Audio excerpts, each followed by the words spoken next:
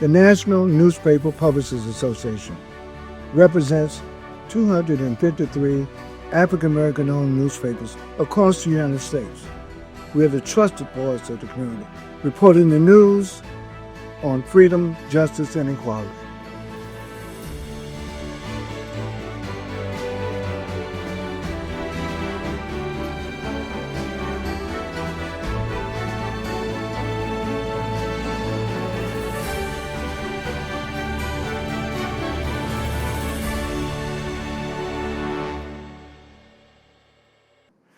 I'm Benjamin F. Chavis Jr. On behalf of Events DC and the National Newspaper Publishers Association, we are honored to have the Honorable Governor Wes Moore, Governor of Maryland. And you're the Governor of Maryland, but in my view, you're America's governor. Welcome. Thank you. The honor's all mine. The honor's all mine, truly. God bless you. Listen, there's so much to discuss in a short period of time. Under your leadership, for the state of Maryland, how do you assess this withdrawal by the federal government of supporting programs, supporting initiatives that have helped improve the quality of life of people in healthcare and education, employment? I mean, it's a long litany of things where the government seems to be retreating, and in Maryland's case, almost targeting some of the success programs that you've had. You know, there's an absolute targeting that's taking place, and it's deeply heartbreaking because it's so inconsistent with the type of momentum we've seen in the past 2.5 years. I mean, you know, when I first became the governor, Maryland was 43rd in the country in unemployment. 43rd. 43rd. And then we started actually working together with local jurisdictions, working with the federal government at that time. And we did things like making Maryland the first state in the country that now has a service year option for our high school graduates. I signed the largest mass pardon in the history of the United States of America, where I pardoned over 175,000 misdemeanor cannabis convictions in the stroke of a pen, giving people a second chance at life and get them back into the workforce. That we made historic investments in apprenticeship and trade programs. And now Maryland went from 43rd in the country in unemployment to now adding over 100,000 new jobs since I've been the governor, going from one of the highest to one of the lowest unemployment rates in the entire country. And that's the thing that this federal government starts attacking first. Because Maryland now, Donald Trump has now fired over 15,000 federal workers inside the state of Maryland. 15,000? 15,000, more than any other state in America. He's only been in office 8 months. But the thing that gets me is that people should pay attention at the speed in which he is breaking things apart. Because he doesn't have an interest in being able to use the power to be able to uplift and build. It's just simply to break. And so while I condemn so many of the actions that this administration has taken on board, I respect the speed, because it still continues to remind me, if this administration can do so much bad in 8 months, we need to be able to do so much good in 8 months too. And that's what I think we're seeing, the momentum that we're now having in Maryland on everything from employment to education to public safety. These are some of the fastest and the best numbers that we've seen in the country. But there is no doubt that the federal government has decided to not just change the relationship with the state of Maryland and other states. In many ways, they've decided to completely sever it. You know, my background is civil rights. I was the youngest person on Dr. King's staff. And one thing that I've witnessed over the last 60, 70 years, at the end of the day, good always outweighs bad. Yes, sir. So what I want to talk about is the good that's going on in the state of Maryland under your leadership. The young people, you know, you can kind of project the future by what is happening with the youth. And I recently saw you on a program, and you were holding the mic like a rapper. I said, that's the governor, boy. If anybody's going to reach young people in Maryland, it's Governor Wes Moore. But talk to us about this resonating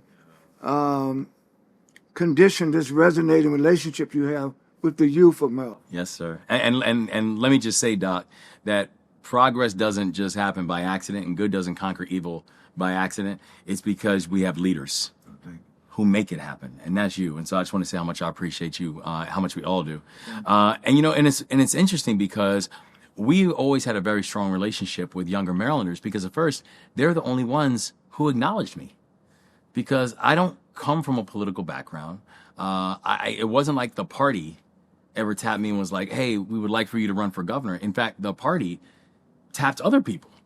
And then I was running against statewide elected officials. I was running against former Obama cabinet secretaries. I was running against the former head of the Democratic Party.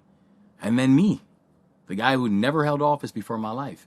And I started noticing when I started doing events. That's probably an asset, but go ahead. Well, what happened was you're right, because the first people I noticed who were attending my events were young people.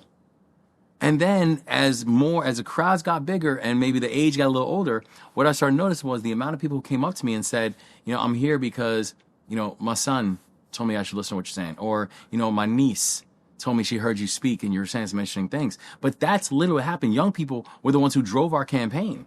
And so when I think about all the policy initiatives that we've been able to get done, it wasn't just because we had young folks in mind, is they were actually at the table. And that's what I think is just different from what we're bringing that I think seems to be resonating in our state. And Governor, you also have seemed to been successful in not getting constrained by race or constrained by socioeconomic circumstance. What I mean is that in America today, there's two Americas, one for inclusiveness, one for exclusiveness. And what you've done in Maryland, I've just saw where a bunch of Republicans are now supporting you for re-election. Tell us what is the science of you being able to do something to get the bipartisan support in Maryland? Because I think the people in the Congress of the United States could learn a lot from you. Well, it was one thing that I learned as I was coming up, and again, never coming really from a political family or background, is the politics never really shaped me. That I never, when I was, for example, when I was an Army officer and I was leading soldiers, I never once asked my soldiers, what's your political party? It wasn't anything that came up. The thing that I knew is that I take care of my people. Like, that's my training. That's my background. Was I come from a family and from a community where we took care of each other. And that's just how I try to lead in the state of Maryland, regardless of where someone comes home, regardless what their background is, regardless what their political affiliation is. If they're a Marylander, then they're good with me. And so as we've gone around, all around the state, and spent time with people, I think people have seen that I was true to our word of saying we leave no one behind. And that's what I learned in the military, leave no one behind. That's the philosophy I brought to the state of Maryland. And so we were really proud that as we've announced our re-election campaign, that some of the first people that came out to endorse us were actually Republican lawmakers who said, I've worked with the governor, and even if I don't always agree with the governor, I know that we always have his ear, and that he always has a seat at the table. And they came back and said, I know he's a Democrat, and he's the one I'm supporting for re-election, and I appreciate it. Thank you for your military service. And obviously, your discipline as a soldier when you were in the military has contributed to your discipline now as a governor. Not leaving anyone behind in your state. I wish all governors had that attitude. One of the things I want to ask you about the issue of financial literacy. Yes. How important, from your perspective, is that our young people learn, well, not only young people, but intergenerationally, be better equipped in understanding the finance world, the business world, and basic financial literacy? I think it is absolutely crucial that young people learn financial literacy, also because we have a lot of young people who are making decisions that will end up impacting their financial future before they even understand what those decisions are. And it's one of the reasons we made it a core priority for us to include things like financial literacy inside of our work for our service year option students, that they're all getting financial literacy supports. It is crucial that people understand how this game works. The North Star that we have for our state, we want to create pathways to work, wages, and wealth. right? We want to make sure that people have a chance to have good, sustainable work that pays a fair wage and give you the opportunity to own more than you owe. Give you the opportunity to be able to pass something off to your children besides debt, right? Work, wages, wealth. The foundation to actually achieve that is by making sure that we have financial literacy as a core component of everything we are trying to get done and everything we are trying to accomplish. And so we have made it, a philosophical foundation for the way that our school system works, with the way that our employment base works, with the way that our training and our job training systems work. And we think it's the right path for other states to follow as well. What kind of feedback are you getting from people about financial literacy? It's kind of breaking the myth that the pathway to wealth is impossible for our community because it's been so neglected. Tell us how the responsiveness has been in Maryland to your offering programs on financial literacy. It's been tremendous. And it's been tremendous because I think when we're talking about wealth, I tell people, I'm not talking yachts and fourth homes. What I'm talking about is if something bad happens, if there's an emergency, do you have something that you own that you can tap into that can give you a little extra breathing room, a little extra cushion? Are you a homeowner with a home that now has built equity in it? Do you own a business? Do you have, if you're working if you're working at a department store, do you also have some side things that you're doing that you now own that business and you can then benefit from being an entrepreneur? And so we really are trying to create all these various pathways for people to learn how to build wealth. We passed a legislation called the Access to Banking Act, which is making sure that banks and financial institutions are prioritizing low and moderate income communities to be able to do work and making sure there's increased liquidity inside their communities on fair terms. And so all these are things that we are really centered on how to make sure that financial growth benefits everybody and not just some people. Well, that's good to hear. On the educational front, the public schools in Maryland, you have a number of distinguished HBCUs in Maryland. Sure. One of the myths that's out there on social media is that you don't need an education. You can just, kind of hustle, stack your paper, and make it. That's right. Talk to us about the importance of education. You don't have a sustainable and thriving Maryland if it's not for our HBCUs. And for all of our institutions, we know the importance of them. We have 16 community colleges in the state of Maryland, which, we have more students attending community college than we even do our four-year colleges. And so we want to make sure that higher education, even if a student chooses not to go that path, is something that it is within reach and attainable for them.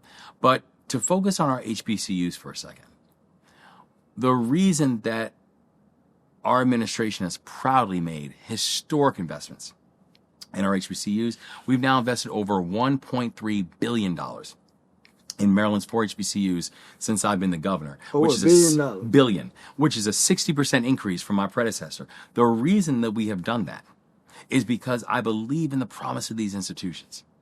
That is our future. Those are our future engineers. Those are our future doctors. Those are our future law enforcement. Those are our future teachers. Those are our future civil rights leaders. Those are our future governors. These are the ones who will lead us. And so as we're thinking about that, making sure that they're getting all the type of training and supports that they need in order to be successful long term. And so, so I've always said, as long as I'm the governor of the state of Maryland, our 4 HBCUs are going to be okay. In many states, the issue of law enforcement. Talk to us about your vision that law enforcement will serve the people of Maryland rather than oppress the people of Maryland. I have a very deep philosophy that you can have a law enforcement that moves with appropriate intensity, with absolute integrity, and with full accountability, right? And you don't have to choose between those things because I think all of them are required in order for this to be a successful journey. When we came on board, we had a violence crisis within our state, where for the 8 years before I became the governor, you saw the homicide rate nearly double. The non-fatal shooting rate did double. Baltimore City, the year before I became the governor in 2022, was recording almost a homicide a day. And I came on board and I said, we are going to take an all the above approach when it came to addressing public safety. We made historic investments in technology, predictive analytics. We made historic investments in community groups and community violence intervention groups. And yes, we made historic investments in local law enforcement, because the communities that also want to be safe are the communities that I know and the communities I came up in. Like, we want safety too. Sure. But we want to make sure that we have a police department that is responsive and also responsive to our needs as community members, in the same way they become responsive to a community that's in an affluent part of our states. And so these are the things that we really wanted to both instruct and reflect in our work. We're really proud that now Maryland has amongst the fastest drops in violent crime anywhere in the United States. The last time a homicide rate was this low in Baltimore City, I wasn't born yet. So we're making such tremendous progress in a really powerful way. But now what we've got to do is continue to show the people of the state and, frankly, the people of the country that this is what right looks like, and these are the kind of results that you can get if you choose to work together. Well, congratulations on your success.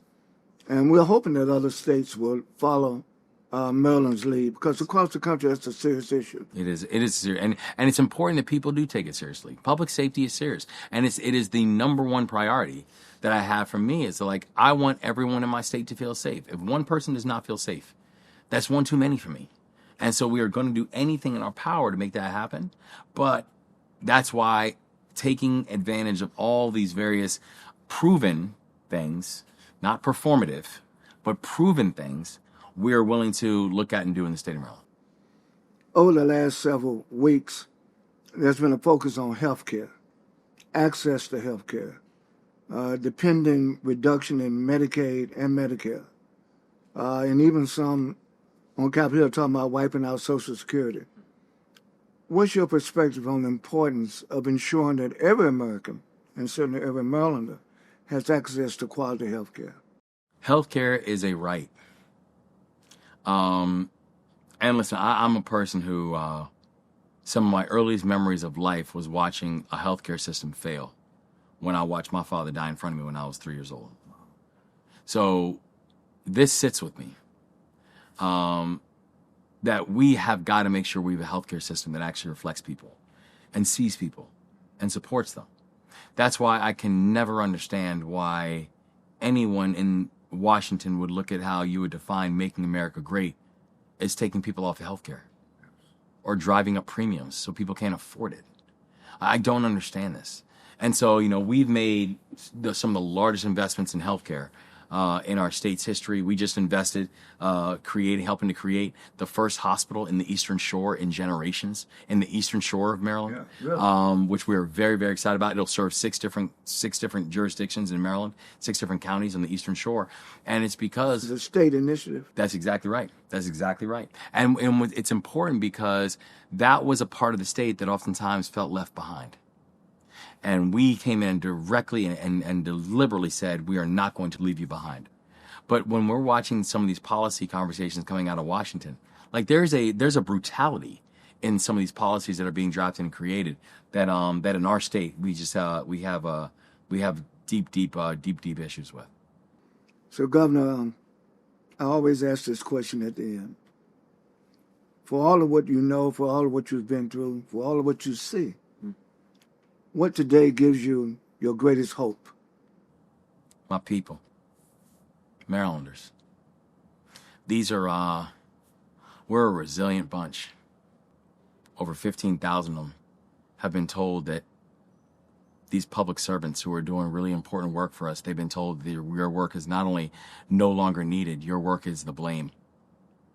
That we have watched our school children who are making real advancements now being told that because of cuts in the Department of Education, that their funding is going to get cut, in many cases in rural Maryland, that literally all of their funding, children with disabilities, that all of their funding is going to be cut from the federal government. That we're watching our families in Western Maryland who just suffered historic floods, now being told by the federal government that they, even though they qualify for federal disaster relief, being told that they're not going to get any. And they still show up every day for each other. And so the thing that gives me the most hope is I know Maryland, and we don't bow. We're a resilient and a tough bunch. And I think we're putting that on full display right now. Very good. Governor Wes Moore, the Honorable Governor of Maryland, thank you so much. God bless you, Doc. Thank you.